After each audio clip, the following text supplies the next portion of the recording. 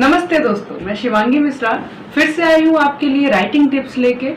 जैसा कि आपने पिछला 2 वीडियो देखा है कि कहानी की शुरुआत कैसे करें। एक राइटर बनना चाहता है, उसके लिए सबसे बेसिक सा जो क्वेश्चन होता है, उसका जो एक प्रॉब्लम होती है कि कहानी स्टार्ट कैसे करें, जो कि मैंने आपको बताया था। फिर कहानी अगर बीच में रुक जाए तो क्या करें, और आज का जो वीडियो है कि कहानी का अंत, कहानी का एंड कैसा होना चाहिए। हालांकि ये अलग अलग राइटर का अपना माइंडसेट है, हर राइटर के लिखने का क्षेत्र जो है अलग है, तरीका अलग होता है, तो इसलिए प्रॉपर एक कोई तरीका नहीं है कि यही एंड का तरीका है, ऐसा कुछ नहीं है। लेकिन जहां तक मैं ये वीडियो बना रही हूँ, उनके लिए जो राइटर बनना चाहते हैं, जो राइटिंग स्टार्ट कर रहे हैं, तो उनके लिए एक जो बेसिक सा रूल होता है, मैं वो समझाने की कोशिश कर रही हूँ।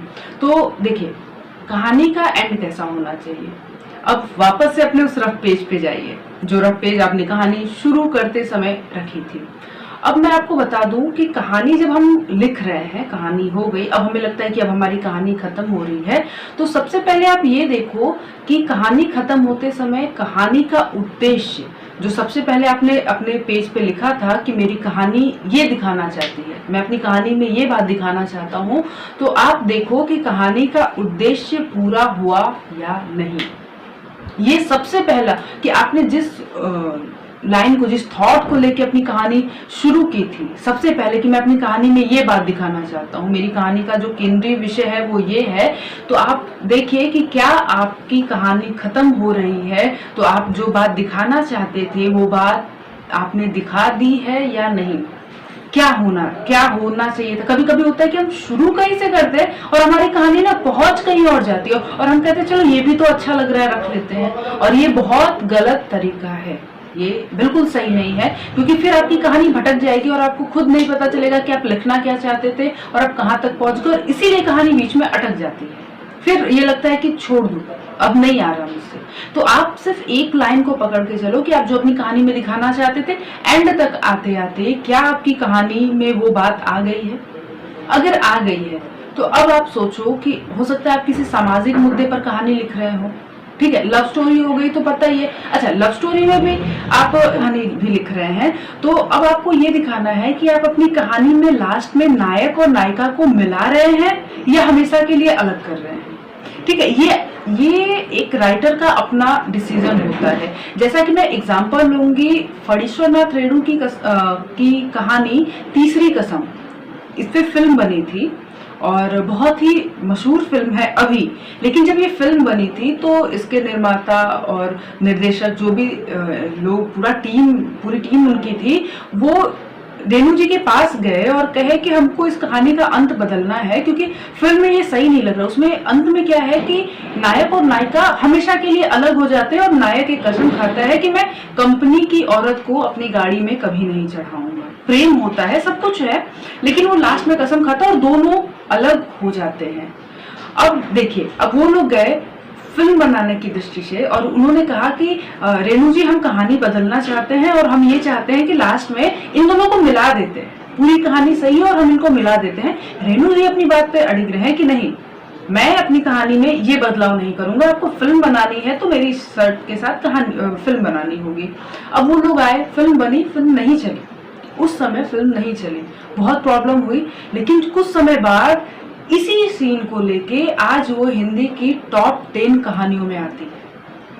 फणीश्वरनाथ रेणु की कहानी तीसरी कसम, अगर आपको मौका मिले तो आपको जरूर पढ़ना चाहिए, फिल्म भी देखनी चाहिए, लेकिन आप पहले कहानी पढ़ो फिर फिल्म देखो।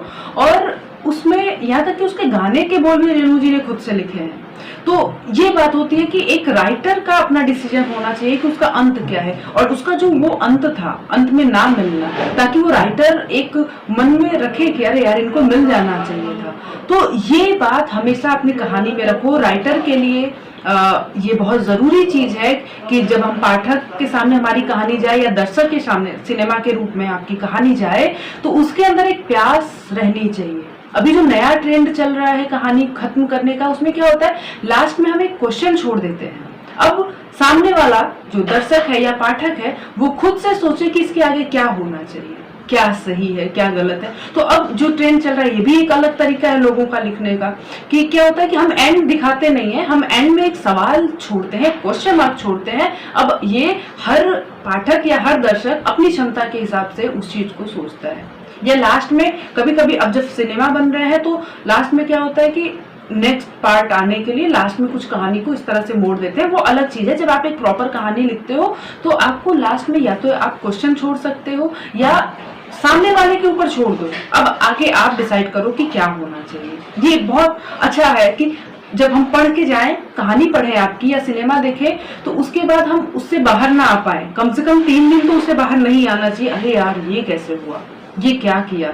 तो ये होना चाहिए, आपकी कहानी इस तरह नहीं होनी चाहिए, अरे पता है लास्ट में तो ये हो जाएगा। जैसे कि अभी खैर हालांकि पहले की फिल्में हैं ऐसी कि पता होता था अच्छा लास्ट में ये मर जाएगा, फिर ये हो जाएगा, फिर इनकी शादी हो जाएगी, ये सब नहीं है, ये अब इस तरह की कहानियां नहीं चलती। तो अगर आप राइटर बन रहे हो तो कुछ इस तरह करो, क्योंकि आप एक क्रिएटिव आदमी हो, आपकी क्रिएटिविटी बहुत सारी आएंगी आपके अंदर से। तो आप इस चीज को हमेशा देखते चलो कि आपकी कहानी का जो अंत होना चाहिए एक बहुत अच्छे ढंग से होना चाहिए, क्योंकि जब कहानी बहुत अच्छी चल रही है और एंड बहुत अच्छा नहीं हुआ ना, तो फिर आगे की कहानियां लोग भूल जाते, फिर कहते हैं अच्छा कहानी में दम नहीं था, ये बात आ जाती है। तो आप इस चीज का हमेशा ध्यान रखना कि कहानी का जो एंड होता है ना, ये भी कहानी को बहुत मजा आता है। कहानी बहुत अच्छी है नहीं है ये उसके एंड पर भी बहुत निर्भर करता है। तो देखिए एक बात कि आप जो कहना चाहते थे कहानी में वो आपने कह लिया कि नहीं, आपने अपनी कहानी में वो बात कही कि नहीं। दूसरा, आपकी कहानी लास्ट में आके क्या एक क्वेश्चन छोड़ रही है, सामने वाले सोचने को मजबूर हो रहा है कि नहीं अरे यार ये कहानी तो पढ़ ली, अच्छा ये बात निकली। अगर आप कुछ दुख वाली कहानी लिख रहे हैं, इमोशन से भरी कहानी लिख रहे हैं, तो लास्ट होते होते हर पाठक हर दर्शक की आंख में आंसू होना ही चाहिए, ये आपकी कलम की ताकत है। और अगर आप रोमांटिक फिल्म लिख रहे हैं तो लास्ट में लोग रोमांस से भर जाने चाहिए कि मतलब क्या प्रेम था, वाह ये प्रेम होना चाहिए कि क्या प्रेम है।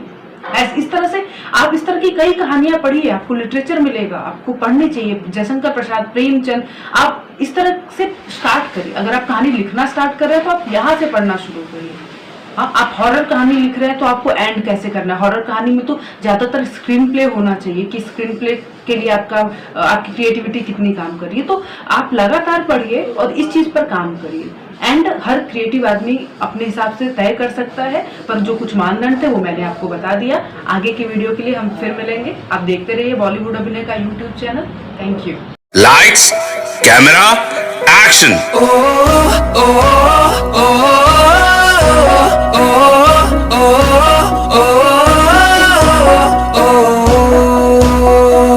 एक कदम बढ़ाओ तुम, मंजिल तक पहुंचा देंगे, तुम्हारे ख्वाबों को पूरा करके दिखला देंगे।